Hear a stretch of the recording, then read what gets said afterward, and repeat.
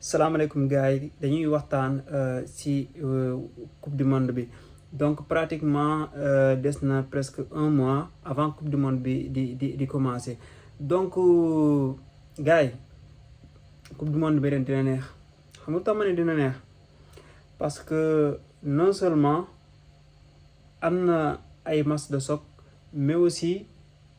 équipe yëpp a baax te soo xoolee équipe bu si gën a tuuti sax Haïti équipe bu baax la actuellement on est en 21e siècle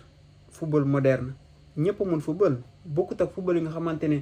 ay temps da nga gis da nga jàpp benn équipe door ko 16-0 wala 15-0 wala 10-0 instant bi nii mun Espagne mun na tase ak Haïti match bi tàng voilà bu leen fàtte ni coupe du monde bi passé Argentine premier match am moom ak kan la woon moom ak Arabie Saoudite la woon ñaata la 1-1 te Arabie Saoudite moo njëkkoon dugal domine match bi ba mu jeex te à la fin kan moo jël coupe du monde bi Argentine moo jël coupe du monde bi à la fin. donc gars yi coupe du monde bi ren non équipe yëpp a baax soo jëlee Norvège macha allah dañu taxaw Sénégal macha allah comme noonu tu vois Irak sax dafa baax gars yi donc poule yëpp pour man ce sont des poules de la mort voilà. am nañu wax ni ko pour Sénégal mooy poule de la mort voilà sur le papier mun nañu wax loolu mais gars yi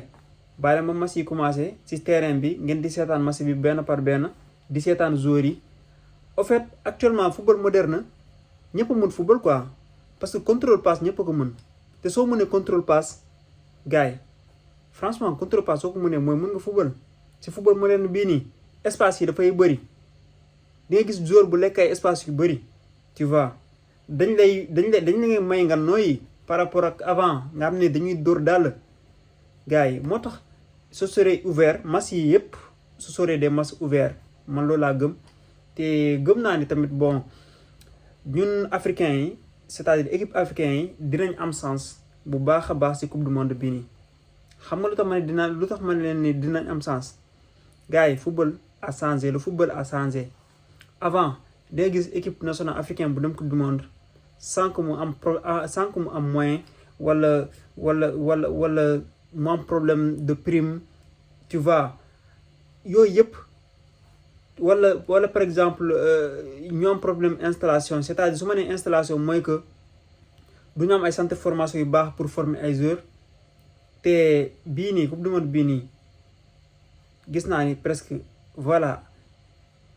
installation yu nekk France ak yu nekk Sénégal pratiquement c'est la même chose yu nekk Maroc yu nekk États-Unis c'est la même chose tout est modernisé tu vois tey soo ñëwee jàmbaar macha allah ñëw ñu benn centre de formation européen Génération Foot comme noonu yaa ngi comprendre voilà soo demee Maroc am nañ ay centres yu baax ñoom tamit soo demee Tunisie am nañ ay centres yu baax tu vois. soo demee si yeneen équipe africaine yu qualifié ko ay Congo tu vois am nañ ay club yu baax donc actuellement mun naa wax ni coupe du monde bii nii ku nekk mun na ko jël mais gis nga ñun africains yi franchement coupe du monde bii nii je pense que mooy coupe du monde bu ëpp sens pour ñun équipe africain yi ñu jël ko quoi en fait mais nag soo xoolee biir Afrique la meilleure équipe africaine c'est qui man la meilleure équipe nationale africaine c'est coupe du monde bi forcément je miserai sur le Sénégal on a des joueurs talentueux tu vois ñoom Lamine Camara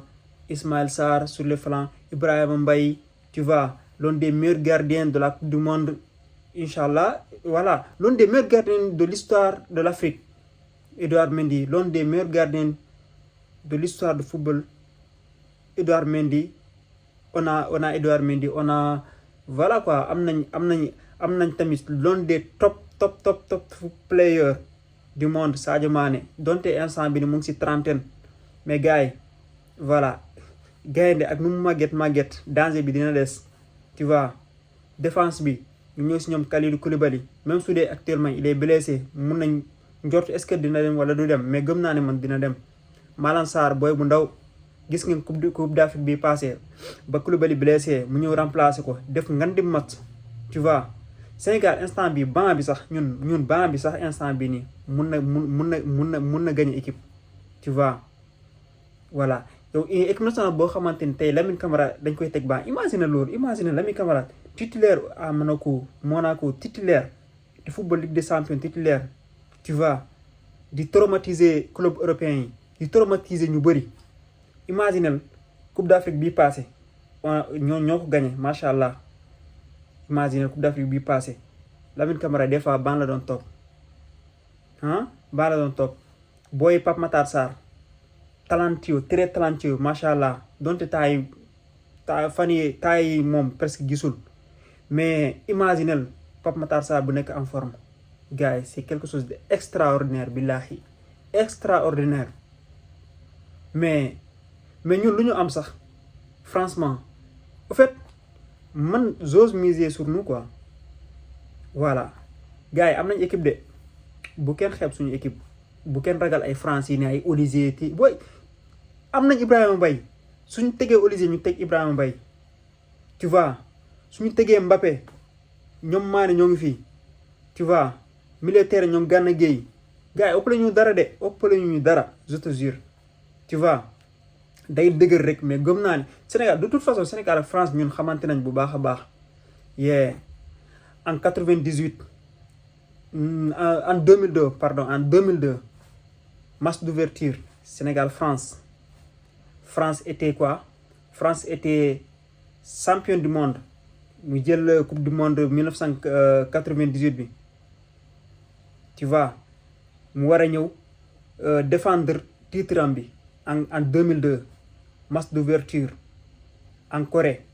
temps yooyu noonu ku jël coupe du monde rek moom mooy jouer match ouverture yàlla def ñun ak France ñu bokk poule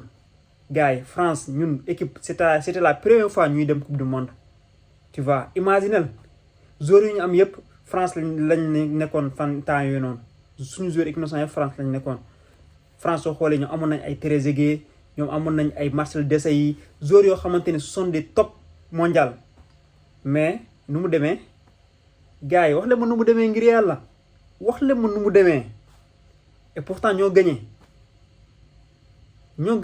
te imaginal gagné nañ boobu mais comparé ak bii on a des Gana Gueye qui jouent en Angleterre on a des Sadio Mané qui côtoient les Cristiano Ronaldo gars yi on a des Ibrahima Mbaye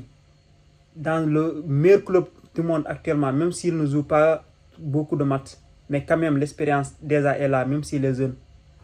gars yi mais gars on va le faire de je jure gars on va le faire non yàlla baax na gars yi coupe du monde bi lu neex lay doon sap wallahi gars yi bu leen fàtte abonné nag quoi bu leen fàtte abonné dama ñëw nii tout après ma relax nii def vidéo bi gars yi follow abonné like et après ma ñëwaat si yeneen quoi yeneen vidéo jaa ngeen jëf allez les lions caa